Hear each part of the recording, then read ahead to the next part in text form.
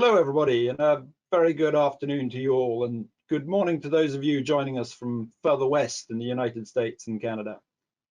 We've had amazing response to this webinar with people registering from all corners of the globe, right across Europe, France, Germany, and Switzerland, and of course the UK, and across the globe, Brazil, Colombia, India, China, Saudi Arabia, and many other places too. I'm not sure if, due to time zone differences, everyone is actually joining us at the moment. We're just happy to receive the recording we will be sending out in a few days' time, but you're all very welcome to join us. I am Roddy Miller, Editorial Director at IEDP Developing Leaders, and I'm delighted to be hosting this webinar today with John Davis of MIT. I'll introduce John in a few moments, but I'd like to give a couple more minutes for any attendees who've not yet got here to join us. While we wait, let me give you a bit of background to IEDP Developing Leaders and what we do. I'm hoping that many of you will already know of us for the website iedp.com and also our magazine Developing Leaders, which we have been publishing for over 8 years and can be found on its dedicated free-to-access website, complete with all our back issues at developingleadersquarterly.com. If leadership is an area that interests you, please do take a look at that. IEDP.com has been going for over 15 years now, publishing information and reporting on the best in corporate learning practice, with our special focus on how large organizations work with and use the research and executive programs offered by the top tier of global business schools and their thought-leading faculty. Business schools are hotbeds of new thinking and research, and we have a constant stream of new ideas and practices flowing from our network of partner schools around the globe. If you've not done so before, please do sign up on our website to receive our regular newsletters and articles and invitations to other online events like this one. I'd also like to mention our sister website, ideasforleaders.com, that creates short summaries of the latest academic research papers.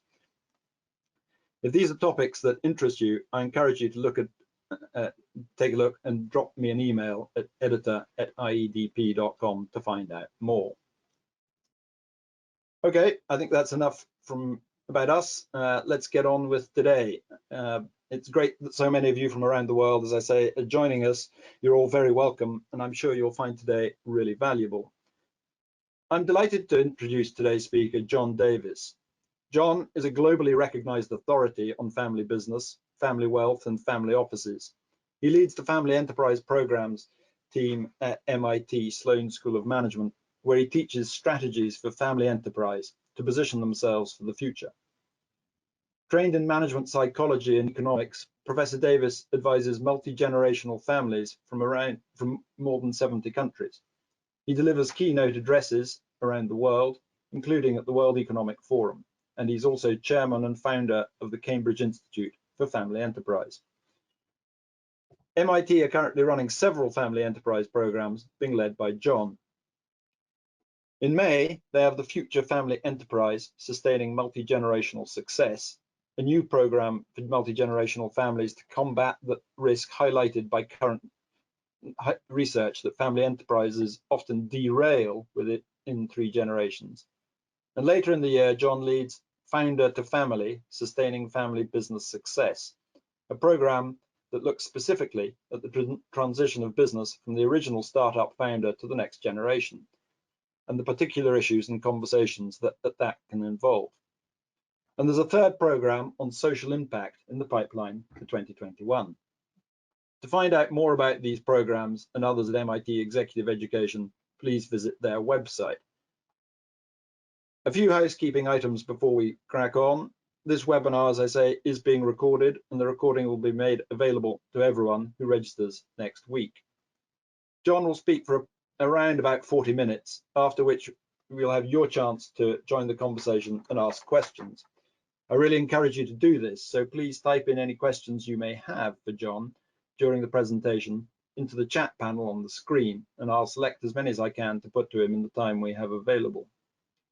If I don't manage to get to your question, or you wish to contact him after the webinar finishes, you can reach him through his website, johndavis.com.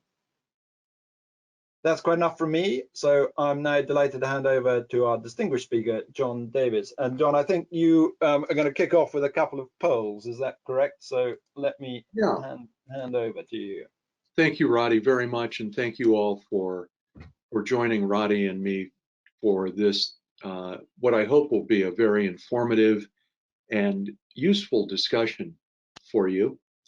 Let me start here, which is where we're focusing today on the Millennial Generation, and you will see in this table that, probably for the first time in human history, we have 4 and soon 5 generations working together in some combination in the workplace. In early history, having 2 was considered a lot, then 3. When the millennials came on stream and the silent generation was still active to some extent, we had 4, and soon Gen Z, as it's called, will be with us as well. But our focus today is going to be on the millennial generation. This is a big bulge moving through, in terms of population, moving through the global population.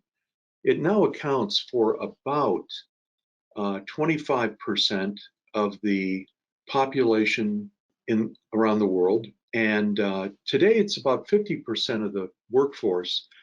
But within 5 years, it's estimated to be about 75% of the workforce. So the millennial generation is, as I said, it's a big bulge, and it has had not only a lot of impact on work practices and on organizations, but in addition has a sizable impact on modern social culture. So we're going to focus here on I'm going to start by describing what we know or think we know about the millennial generation, and then move to a particular vertical or part of the millennial generation, not a very big one in terms of population, but a big one in terms of the work that I do, which are business family millennials. So let's start by understanding the audience. Roddy and I are giving you 2 polls, and let's start with number 1, of course. Which generation are you in? And the birth dates are located right next to the generation name. So take a minute and give us your generation. By the way, these birth dates are the ones I've chosen. Different sociologists or psychologists studying generations will sometimes move these goalposts. They'll say that, Gen X only goes to 1981, and the millennials start in 1981 and maybe end in 1997. So these are the ones that I think are most credible, and but they're not the only ones you'll see. Okay, we're up at about 76% at the moment. I'll give it 5 more seconds. Anyone still wanting to vote? And there we go, that's 80%. And I'll close it there. And what have we got?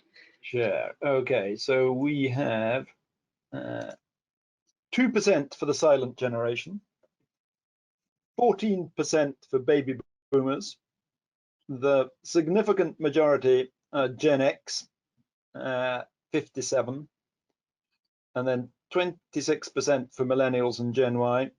And I'm afraid we haven't managed to attract any Gen Zs today. Well, they'll be on another webinar. They'll come soon. Yeah. Before we launch to the next poll, but also I just want to put a plug in here for Gen X. The millennials, or Gen Y, are the most studied generation to date. A mountain of writing and several comprehensive surveys international surveys have been done on Gen Y, and then many, many others, including ours, looking at particular issues or pieces of this generation. Gen X didn't receive quite as much attention, but is really, I'm not surprised, in a very pivotal role here, because after baby boomers, my generation, step back, Gen X is going to be in charge. And even today, in terms of direct management, they have more exposure to the millennial generation and more responsibility in leading, managing, shaping the millennial generation in the workplace. So I'm not surprised that they're out in force today at this webinar. Should we go to poll 2? Let's go to poll 2. And then the next obvious question is, what is your connection to the family enterprise? Are you a family member from an enterprising family, one that owns a business or other type of organization, a non-family member working in a family enterprise, a professional advisor, a researcher or professor like myself, or something else? Okay, we're up to 80%. Close it off there. There we go, and I'll share that now. All right. Everyone can see this, I think, John, except yourself, I'm afraid. But let me share you with the results. The family members from enterprising families are 39%. Non-family members working in family enterprises are only 9% today. Mm-hmm. Professional advisors, 26%. Researchers and professors, academics, 6%. And none of the above is the remaining 20%. Okay, let me now talk about millennials in general. As I said, there has been a mountain of writing and very good survey research done on the millennial population, and really over the past several years. This has been a big focus by sociologists and some social psychologists. And the general observations about this generation are as follows: technology centric and social media informed and driven, with relatively shorter attention spans and impatient. Learning technology, by the way, is being driven or directed at millennials largely. They're the center of the bullseye and the target that educational technology is trying to focus on. And the big change is that you only have a very short time to reach somebody with an important message before they will change the channel. So that, among other things, are leading people to understand that the attention span is shorter and you have a shorter amount of time to convince or inform somebody. They tend to be multitaskers more than Gen X, certainly more than my generation. They value self-expression and individuality, anything from fashion to their the way they want to shape their own work experience. They seek meaning and really want to make a difference in the world. They're very purposeful and value their experiences over possessions. Now, I'm pausing here because I'm wondering if this is going to remain. One of the things you look for as a researcher, because there can be many influences on an individual and the individual's expression of himself or herself. One of these is the stage of life that they're in. And younger people moving into their 20s and maybe to their early 30s, it could be longer now, tend to be more focused on meaning and self-expression and experience. But as you move into your 30s, a more materialistic nature tends to get embedded in one's life. So the valuing of experience over possessions could, in fact, be a more lasting characteristic of the millennial generation.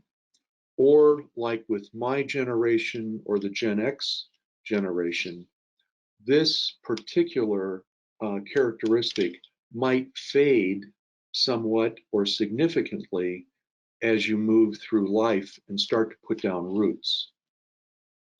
They tend to be a very confident generation in the sense that they are much less timid about asking for things or expressing their point of view or expecting to be at the table for certain conversations. They also have indicated less of a respect or lower level of deference for hierarchy, and by implication, other people's greater experience in some ways, and feel that they have more of a peer-like relationship with people in the workplace and socially.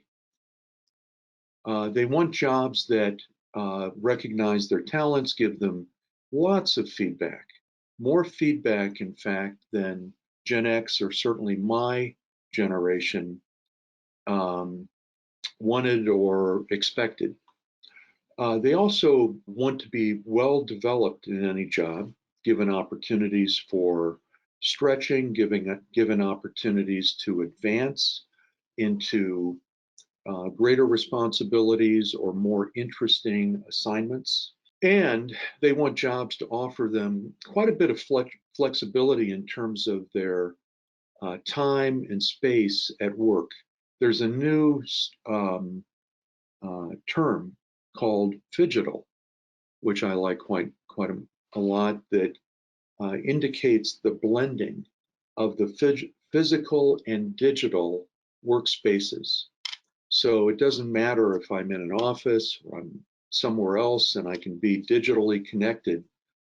That's all I need, is the indication.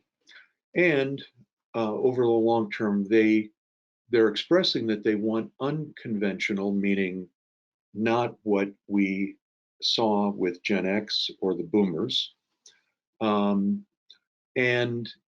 they're much less connected or loyal to organizations that they're in, is the impression, preferring to invest in themselves and moving from organization to organization as they complete their developmental span in one place, or they get what they need in one organization, they'll move to some other activity in or out of an established organization to continue their development and to seek new experiences.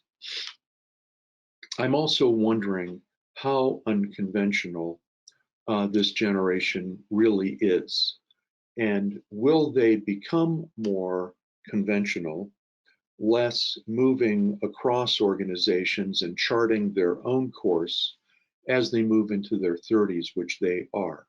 Quite a bit of research comparing the generations along any number of interesting work attitudes or approaches, and I'll show you a few. The attitude towards authority and rules. This is a University of Minnesota survey, quite thorough one. Saw that baby boomers who are more naturally inclined to respect wisdom and analysis today expect some deference to their experience, their authority. Generation X, kind of in between in many respects, baby boomer and millennial attitudes, they're comfortable interacting with superiors, and at the same time, they're not impressed or certainly intimidated by titles, but they still have some respect for people in higher positions. Millennials, on the other hand, have actually indicated that they want people in authority to earn the millennials' respect by showing that they are capable in their jobs. Quite a different point of view. Loyalty to organizations has been shown to be decreasing from the baby boomers into the millennial generation. 65% of my generation respondents said they want a lifetime association. That drops to 40 and then 20 when you get into the millennial generation. And then finally, how to be successful in a workplace today. This is a little complicated, these cells, but in terms of rank ordering, what each generation thinks is a useful skill or practice to be successful, I highlighted getting along with people because it shows up on the baby boomer and a little down the list, but still on the Generation X list, but not at all in the top 10 in the millennial list, although multitasking now shows up on the millennial list and doesn't appear anywhere else. So this kind of, just to give you a sense of how the millennial generation has been studied alone and in comparison with other generations.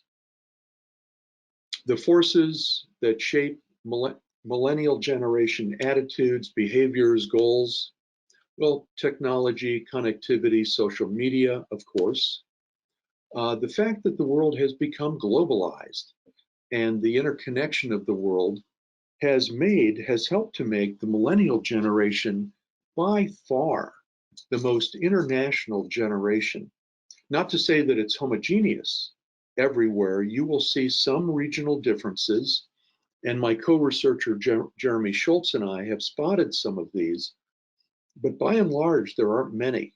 Increasing diversity and the sense of egalitarianism in society today, especially in this generation, but also insecurity. And I think some cynicism based on the ups and downs of the world economy, not so much today in the last few years, but economically, politically, socially, this was what the millennial generation grew up with.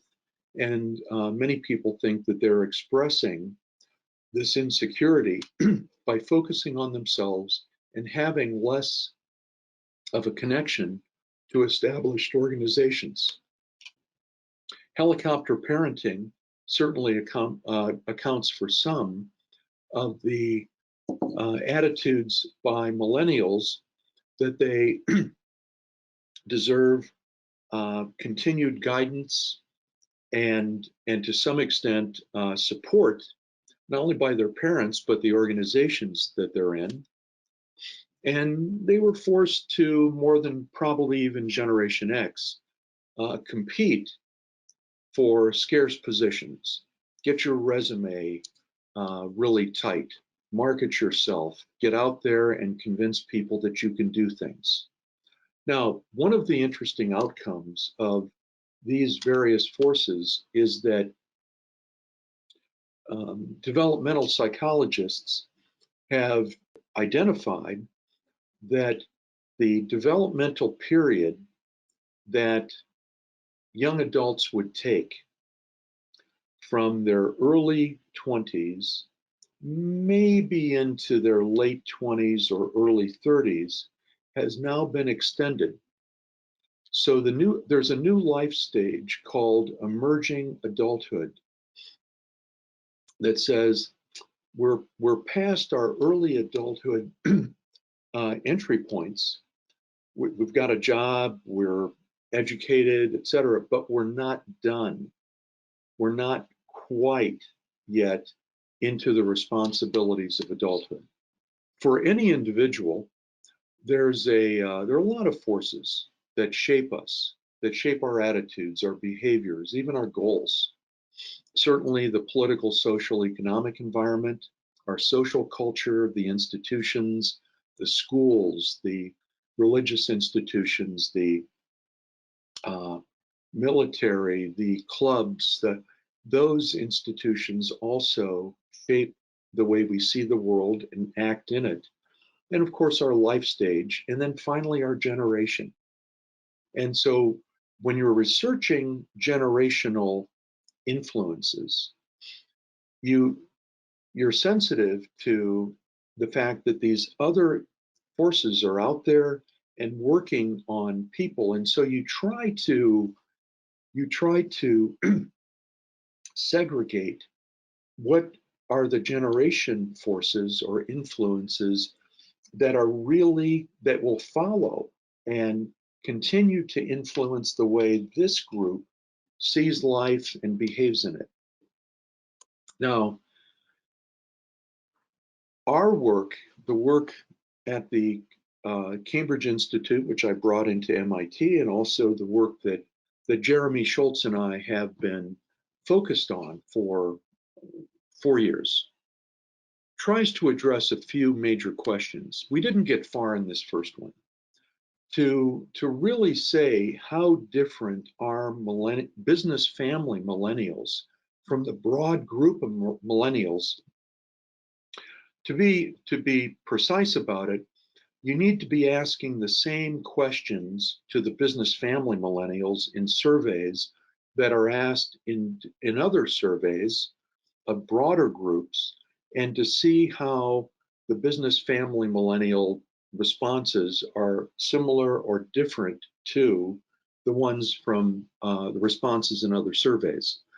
We didn't do that very much, but I do think our group of millennials is like the broader group in some respects, but also it's such a select socioeconomic group. Family members in families that own companies and tend to be better off economically and better educated than probably much of their peer group, and have more opportunities, not only for their personal development, but also their economic opportunities. So one would expect that business family millennials would have some distinctive, different approaches to their careers because they have different opportunities. They have a company that many of them could go into, but also because of their socioeconomic connections, other opportunities that they could think about more easily. So we would expect that this group would report out some distinctive attitudes and approaches. But then diving into what business families are really interested in, what are their attitudes about their families, their family companies, and their careers? Are they inclined or even oriented to take a job now in the family business, to become owners, to hope that they can become leaders of their family companies? And interestingly, in today's world, how prepared, oriented are they to influence their family and family companies to become more socially engaged and responsible? And then finally, 3, okay, this is who they are. We don't expect a monolithic or homogeneous set of attitudes from even this select group. But how do you get them engaged? What do we need to offer them to bring them in and have them become attached and contributing to the company and broader goals of the family? So we've been focused on these questions and these kinds of questions in the study that we have been pursuing now for the past few years with a very thorough survey instrument that followed quite a number of interviews of millennials and their parents, and then the research analysis, which my colleague Jeremy Schultz has been leading, has taken many, many iterations. And I'm just going to show you some high-level results that we've had. that can, I think, open up a good conversation for us today. Our respondents, 400 from many countries, as you can see, and most of the respondents are still living where their family company and family is based. Kind of 40, 60 women to men, broad age group of millennials when this was, when we gave the survey out. And as you can see, ownership control is 38% in the founder generation, and the millennials then would be in the second generation, but the control of their family's business is with their parents' generation. Control could be about a quarter in the second, so we're looking at third generation millennials, or it could be in the third generation, typically a cousin generation, and then you would have fourth generation millennials, etc. So a good cross section of different generational situations. Their current roles, 42% of the millennials we surveyed already work for their family company. 23% work outside, 18% are students, 15% are entrepreneurs or self-employed. So this is a very industrious, work-oriented sample that we think is representative of most business family millennials. Their ownership, already at this young age, 20s into early 30s, almost 40% are current owners, and a total of, 91% are either current or expect to be owners within a period of time. So ownership is a big factor, which we have, and becoming an owner is a big factor that we've explored quite a bit in our research. What contributes to whatever job people have today? A few things that I'll just put on the table. One is that second generation millennials, so these are millennials following founders, the founder generation, have a much higher chance of working in the business currently. These businesses, by and large, are smaller to medium size, and there's probably easier entry. But when you grow up directly in a household that is focused around the business, that can be very motivating. So I'm not at all surprised about the higher level of engagement by second generation millennials. We also spotted in a few different ways that millennials who currently have ownership are much more inclined to work in their business today, currently.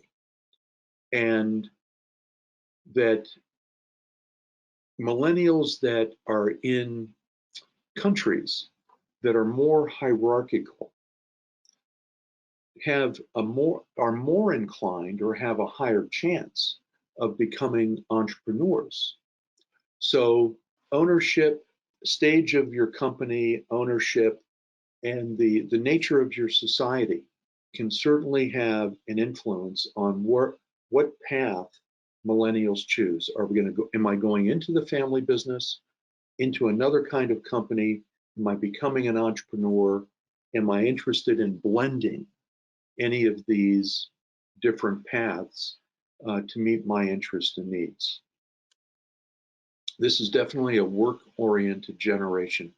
There's nothing in this research that suggests that this generation has a lackadaisical or entitled view about work.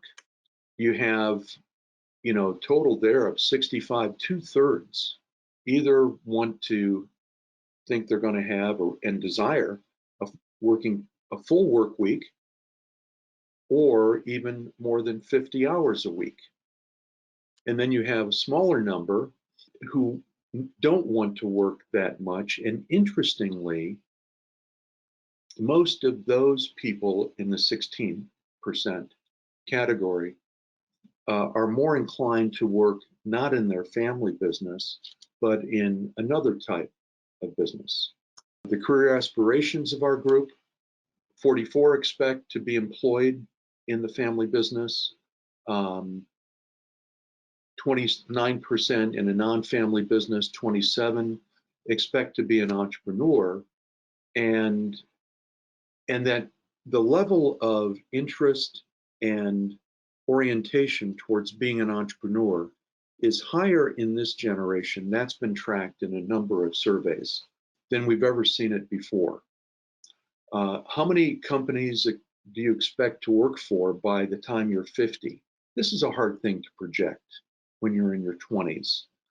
But what's interesting about this result is that it's really not very different at all from Generation X or even early surveys of my generation.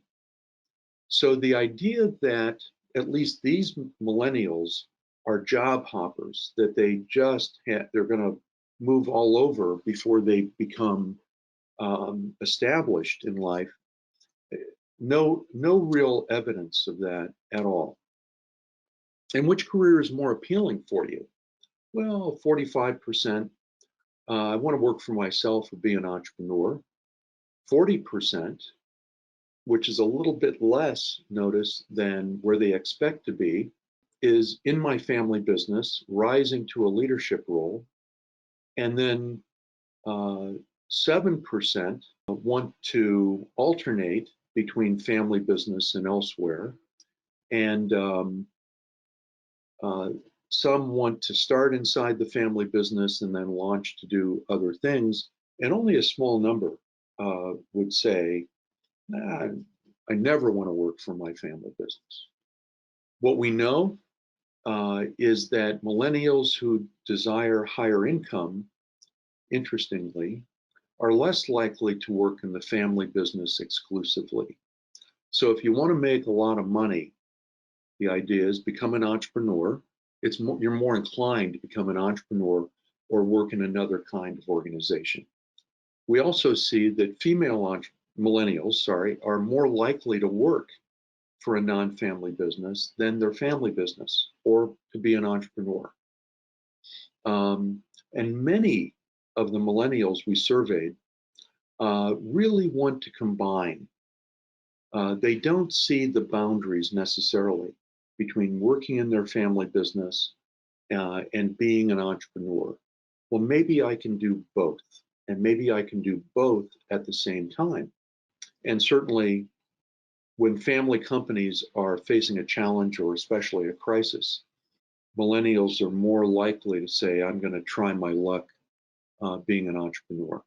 What leads a millennial in a business family, to want to join the family business and pursue a career there?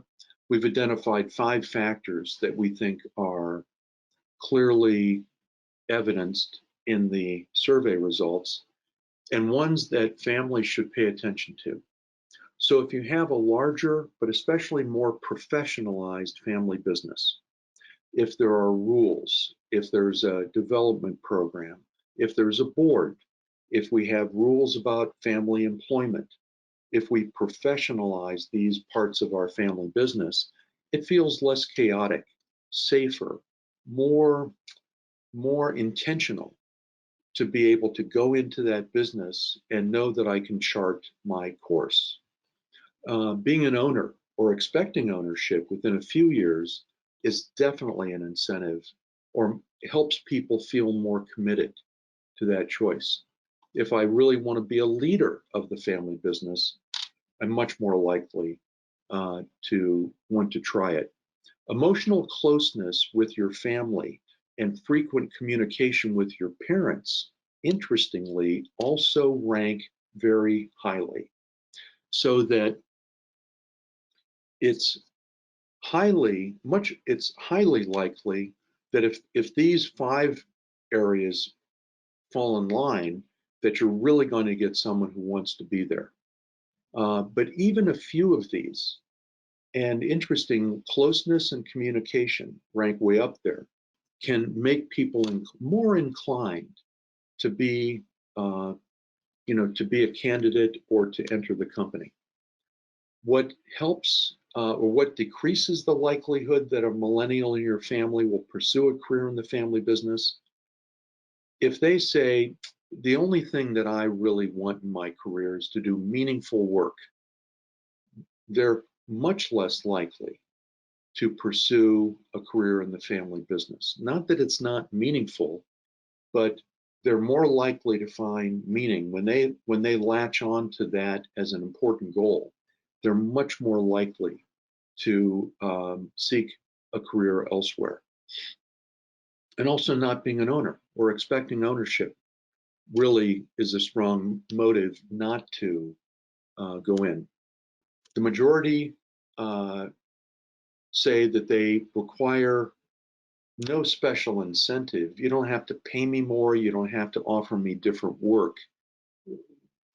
No, I don't need any of these special incentives to go in. And 5% would never say work for the family business.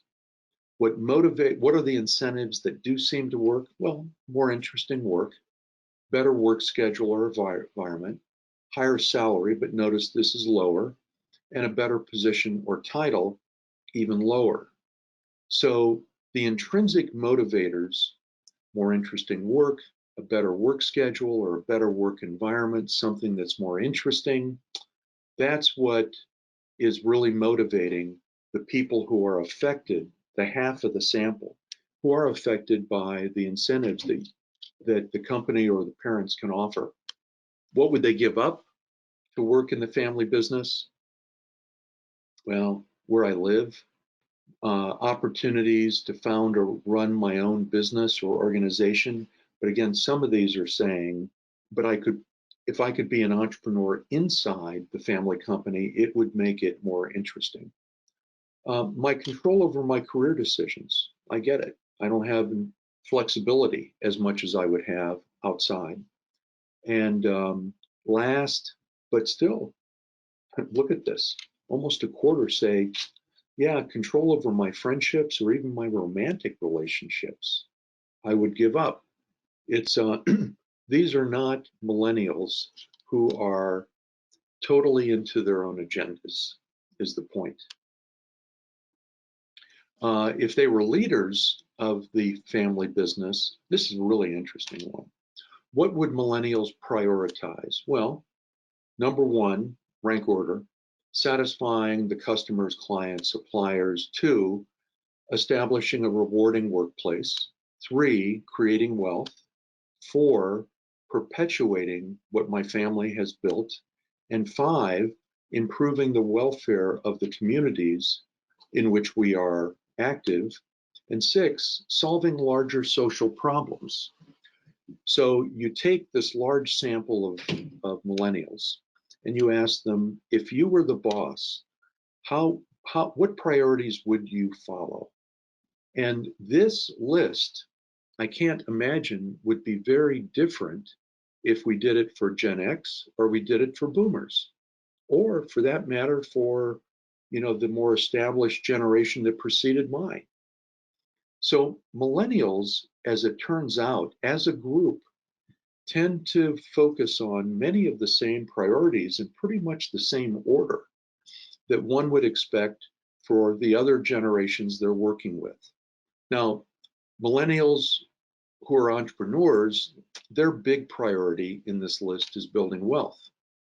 If you're a late generation millennial, your top priority is going to be perpetuation. And if you're a female millennial, you're 3 times more likely to prioritize as number 1, solving social problems. So if we want to have family companies that really go after and support society and become highly responsive to societal needs, choose women is the main conclusion from this list.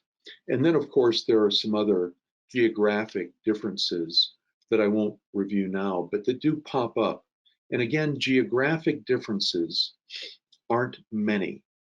In a variety of surveys and analyses, geographic differences didn't rise to the level of noticeability in many cases. At what age do millennials think they're capable of responsibly managing a significant distribution or gift? 44% in their 30s, but 45% in their 20s. And only 11% say, give it to me when I'm in my 40s. So at quite a young age, and I think a younger age, millennials feel capable of managing the ownership or other distributions that they get. But they're relatively evenly split about whether they should whether it's going to help them to get their gift or distribution before they become established or after. Now, recognize as well that this generation thinks that they're going to be established in their careers at an earlier age than certainly the boomers or even the Xers did. Ownership, very important to this group of millennials. 84% say it's extremely or somewhat important to be an owner. And again, 72% feel that inheriting an ownership stake should happen at or before they turn 30. Attitudes are influenced about ownership. Male and female millennials are the same in this regard. They want to inherit ownership at a younger age. The more they're close with their family and in frequent communication, the more they believe that they want to get their ownership at a younger age. Perhaps this is because they already feel aligned and peer-like with the senior generation. Those millennials who don't expect ownership, interestingly, are less attached to their families. And millennials in later generation families also feel that they should receive ownership or expect to receive ownership earlier. And this could be because in later generation families, passing ownership through trusts and more automatically into the next generation is more of a practice. What are their milestones? And I'll speed up this point so we have some time for questions. By age 40, financial self-sufficiency, supporting my children financially, this is funny, becoming a parent, 70%, and getting married, 69%. I don't know why the 1% difference, but some millennials see this as detached decisions. Receiving an ownership stake, 52% say they should get it, important to get it. Joining the board, almost half. Starting my own business. And again, this could be independently, or this could be part of what my family supports. So these milestones are important to pay attention to. So, summing, very career-minded and hardworking as a group. High opinion of their own capabilities, but really want to learn and develop. They're motivated by challenges and lifestyle more than money. Interested in recognition and treatment as a peer. Similar goals and priorities as boomers and Gen Xers. In my view, very reasonable expectations about joining the business, that it should be based on merit, qualifications, interest, proven track records. And the more they feel close to their families, the more they want to be owners. So we don't see a disconnected, unaligned, unsupportive group of people. In fact, we see the reverse. So recommendations: encourage their early development and experience outside the family business. Give them a taste for entrepreneurial activities, independent activities. This could come back to help the family and family company quite a bit.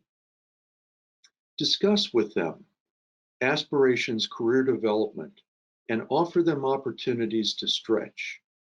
If you're inclined to build a meritocratic culture in your family and in your company, and you want to give feedback, well, this is the perfect group to give feedback to. They're asking for it, give them lots of it. And prepare them, be prepared for them to come back and say, well, I want flexibility in how I work. And give them opportunities to lead small activities, to lead small groups. This is a generation that wants to lead, wants to contribute, has probably more confidence than even the Gen Xers had in their abilities to do it. Not to say that they don't need development to do it well. Let them try it, and make them accountable. Millennials talk a lot about accountability. Good, make them accountable. So Roddy mentioned the two interesting programs that we've got now for families at MIT. We hope to see you there. And Roddy, with that, let me stop my part of this and turn to you, and let's get some questions on the table, please. Fantastic. Well, thank you, John. There's a wealth of data and information for us to try and absorb and file away there. We've got plenty of questions coming through already. It's about five. Where are we? About 5 to the top of the hour. We've probably got 10-15 minutes for questions. Okay, I thought I'd kick off. Going back to one of your earlier slides, that one about millennials valuing experience more over possessions, and I mean, it comes through in the presentation you've just made that in fact there's perhaps less differentiation between millennials and preceding generations than we might originally have thought. That there are many of the things they're now doing seems quite similar to Gen X and boomers. Yeah, let me, if I can just say, I think that there are differences between millennials as a big group, Gen X, and boomers. But when we look at business family millennials, many of those, and there are differences there too, but many of they aren't really in terms of priorities. They aren't in terms of work attitudes. But they could be differences in terms of the flexibility and the priority I want to put on my individual life, my individual social life, my individual family life. So I think there are some, but when we look at this distinctive subset of millennials, business family millennials, that's where I think we have some profound alignment across these generations. Okay. I take that on board, absolutely. I wonder if that sort of intrinsic motivator against extrinsic motivator, though, that you were highlighting in that earlier piece, I mean, does that have a significant effect? And if you come from a family business where obviously the family business is a huge asset, it is a possession.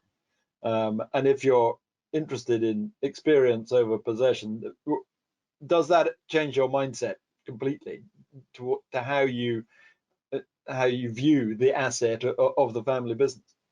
Yeah, that's really an interesting question. It doesn't seem to. I mean, you saw the numbers.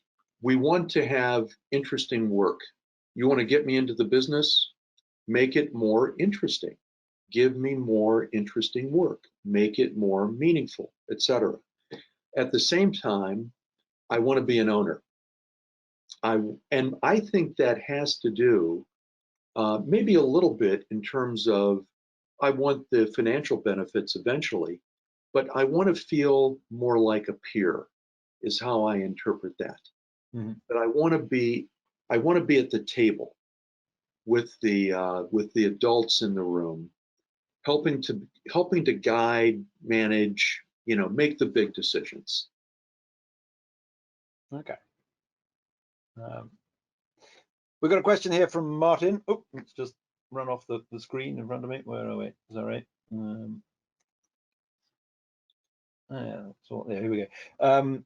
Does your research point to millennials not liking the industry the family business is in, which would explain the need to become an entrepreneur outside the family? I mean, I was struck by how many want to become entrepreneurs themselves, separate from the family business. Yeah, And do you think that might be part of I the do. thinking behind that? I do. While Jeremy, if you're listening, this is something maybe we could try to dive deeper on. But in my practice, and in the practice of our advisory practice at Cambridge, we see a large number of capable millennials not wanting to contribute much to the traditional businesses of their family, wanting to do other things, and many of them saying, yeah, I would work in the family business, but I don't want to do what the family has done for the last couple of generations. I want to do something different. So we do see that. We think that that's a big trend in business families and affecting the integration of the next generation. And there's a sort of related question we got here from Sergio, which says, how will millennials consider working for family businesses as entrepreneurs? And he goes on to explain, the family provides the funding for their idea and eventually incorporates that into the family business. Is that part of that process, do you think?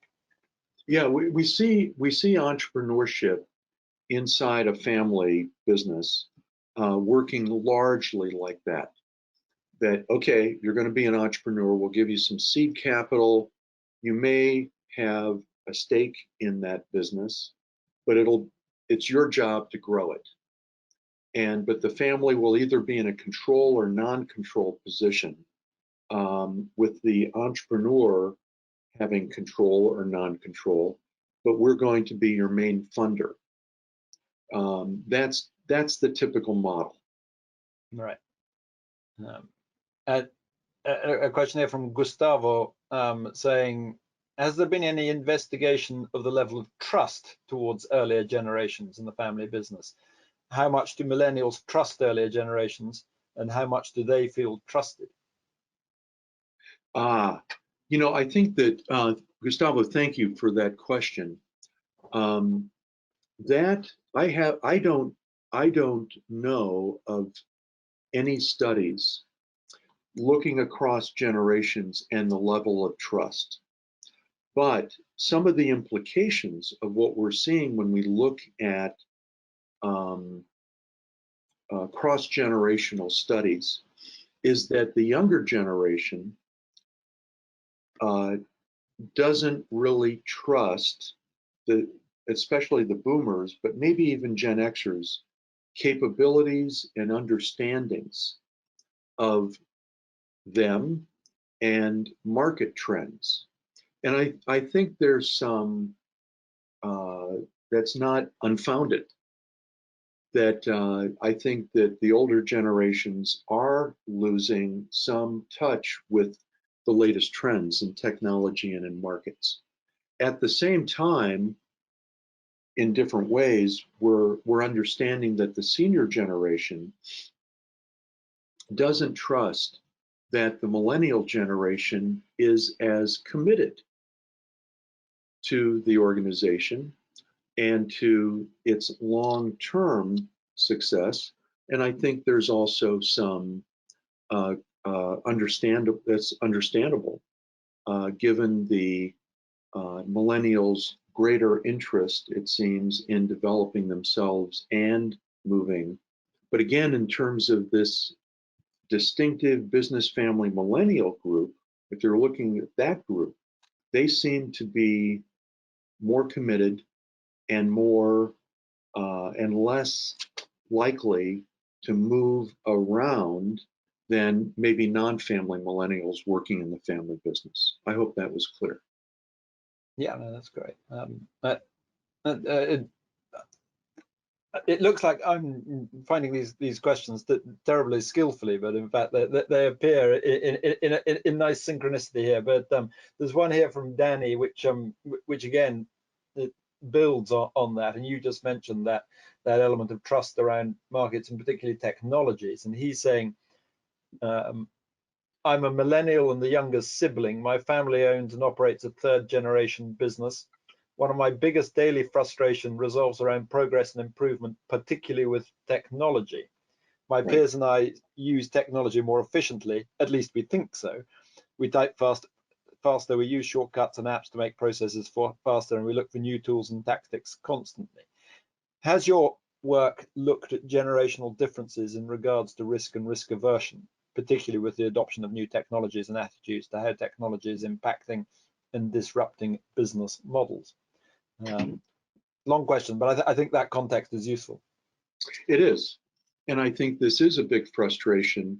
But look, it's a big frustration, not just, Danny, for your generation, but almost every generation, early stage in their work careers, are frustrated. I was, in my generation, was frustrated with the silent generation and their resistance to change and lack of flexibility in incorporating new practices and methods. So your generation is no different really than the Generation X or the boomers, etc., being frustrated with more seniors' slowness and resistance to trying new things. And the decline in risk appetite as you get older is very well documented. And you're seeing it now in the senior generation you work with. The next generation will see it in you, is what I would say. It's just a passing the baton issue, I think. There is it. Yeah, but you know, let me just say one other thing here too, Roddy, that in the past we had more time to adjust to changes, market changes, technological changes, regulatory changes. Today we don't. And so the stickiness and the resistance and the slowness and the skepticism of the senior generation is more dangerous today than it ever has been. So while this is a very common feature, we're working very hard in our practice to get the owners, the senior generation, the senior management to pay much more attention to trends, technology, disruptive events that could happen, and to be able to build more of a culture of change inside the company. So I really appreciate Danny's point. It's a kind of a recurring thing in generations, but he's right to be concerned about it. And there's a question here from Adele, which I particularly like, because I, according to not in fact the dates that you gave, but some other dates, find myself in a different generational category to my two brothers. And he says, how do millennials feel towards Gen X siblings? I would have to say Gen X to boomers, but do you see that in an extent, if you have an extended sort of group of siblings, that there's difference between youngest and oldest? Yeah. Now, in a family of 4, 5, whatever, you're where the ages spread out, even if they're in the same generation, there will be different orientations typically between the older and the younger siblings. They could be raised differently, treated differently, given different levels of responsibility or freedom. You often see this. But when the differences are not just in terms of birth order, but also in terms of generation, the differences are heightened, and at some point you're going to be probably relatively equal to the others in terms of ownership, maybe not in terms of management responsibilities, and you're going to have to find a way of some of the differences will shrink, but you're going to have to find a way of gaining respect of the older generation and giving them good reasons to respect and rely on you. So, but to see it inside a family and inside a sibling group is more likely in a bigger sibling group.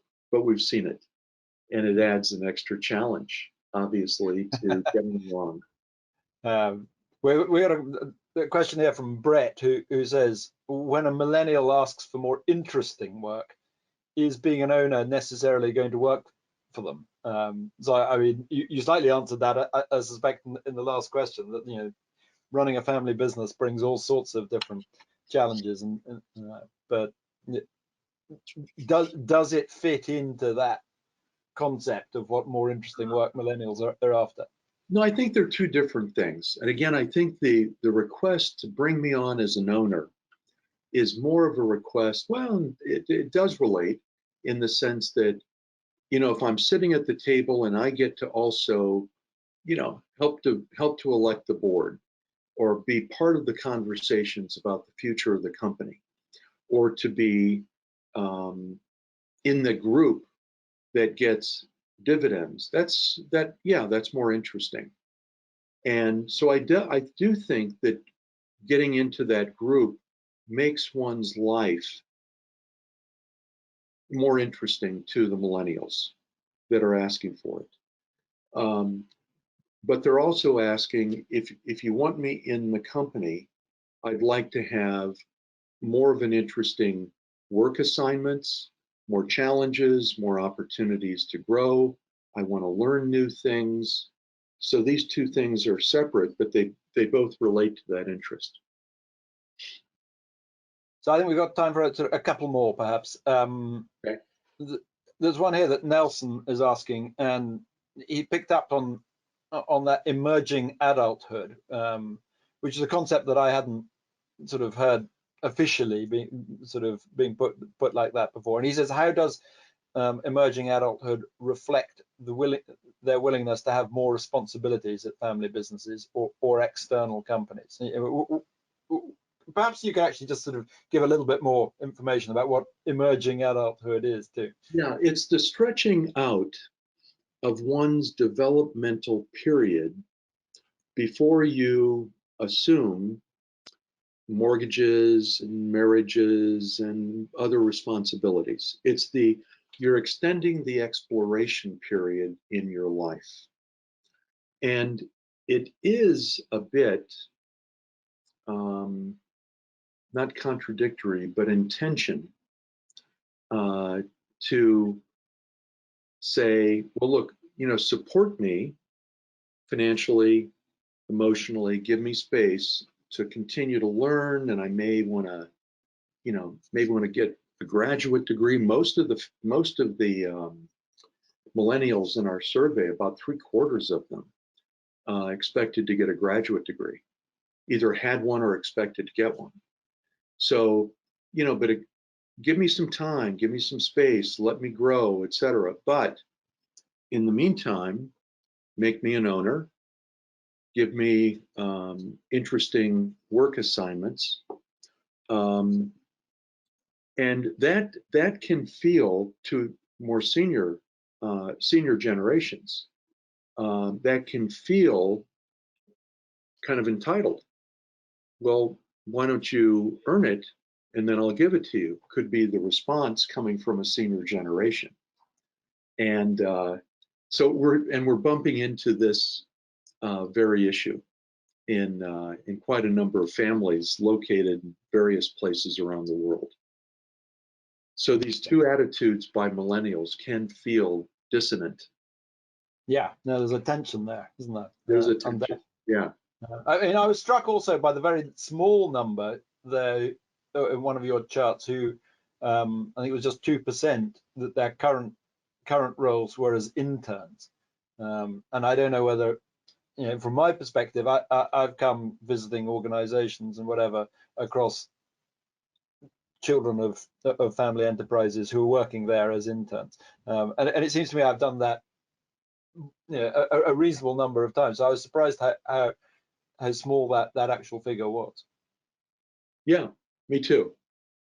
Me too. Most of the millennials in our survey are working or studying, and far more are working. Right. So it's quite an industrious group. It is. Final question. We got a good question here from Cornelio.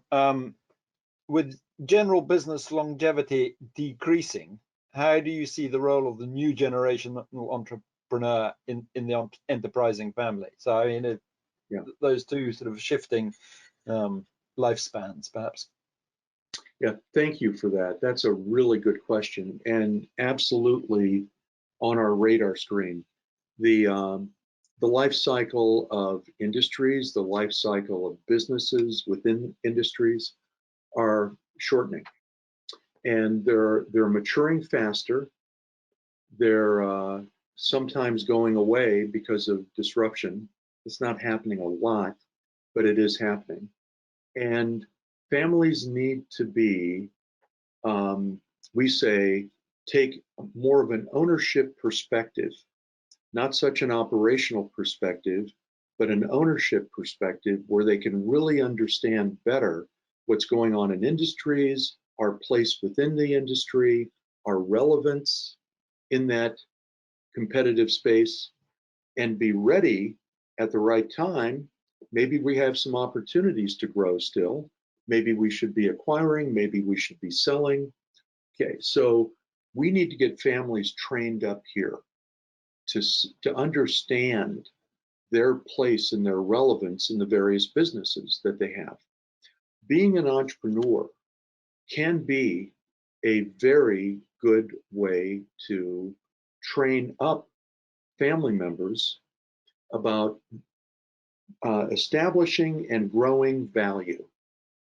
And so I think it's a great, not everybody wants to be or is gifted in certain ways to be good at entrepreneurship. It's about 30 to 40% of millennials say they are interested in it. Doesn't mean that all 30 or 40% will be good at it, but there's much more interest in doing it, and we should be trying to get our families, those that are interested and show some promise doing it, because number one, it could be a good value creation area for us. But even if it isn't, it could be a very good training device to start building the skills that we need within our family. Fantastic. And I think that's a great note to sort of pull this together to a close on, because it is that dynamism and that experimentation and that requirement to forever be innovating that presumably keeps family businesses sustaining through generations. Yes. So John, thank you so much, as ever, fascinating and thought-provoking, and full of great data from the research. People have your details there on the screen if they want to follow up. I apologize to those. We had loads and loads of questions, and we haven't been able to get them all. They will go through to John, and if he has a moment, I mean, he may be able to respond to you. I think the slides are they going to be available separately too? Excellent. Yes, we will be distributing those too, and the recording. So thank you all very much indeed for joining us from around the world. I hope you enjoyed that. Watch out for more of these on IEDP. And John, thank you very much indeed for your time and sharing those insights with us. Thank you, Roddy. Good to be with you. Okay. Thanks all. Have a good weekend.